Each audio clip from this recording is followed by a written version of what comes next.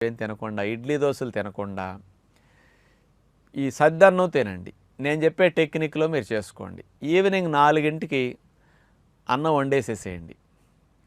అన్నంలో పాలు పోసేసేయండి ఒక అర లీటరు. కాస్త ఎక్కువ పెరుగేసి తోడు పెట్టేసేయండి. ఆ ఉదయానికి 8కి పెరుగన్నం తోడుకుని బాగా లైట్‌గా పులుసు ఉంటుంది ఈవినింగ్ అయ్యేసరికి. అంటే ఈవినింగ్ తోడుపెట్టినందువల్ల గ్యాప్ ఎక్కువ ఉంది కదా, పులుస్తుంది. ఈ పుల్ల పెరుగన్నం సద్దన్నంలోనే అందులో కాస్త మీరు ఇంత జీలకర్ర, కాస్త ఇంత ఉల్లిపాయ ముక్కలు, ఒక పచ్చిమిరపకాయ 2 చిన్న ముక్కలు కోసి అట్లాంటి కొంచెం కలుపుకొని సద్దన్నంలాగా అట్లా తినేసేసేయండి. ఈ మంచి బ్యాక్టీరియాలు ఎసిడోఫిలస్ బ్యాసిల్లస్ అనే బ్యాక్టీరియాలు పెరిగి ఈ అల్సరేటివ్ క్వాలిటీ సమస్యలుండి మలం ప్రేగులో పుళ్ళుండి మనకి బ్లడ్ పడే వాళ్ళకి బ్లడ్ తగ్గుతుంది, మోషన్స్ కూడా తగ్గుతాయండి దీనివల్ల.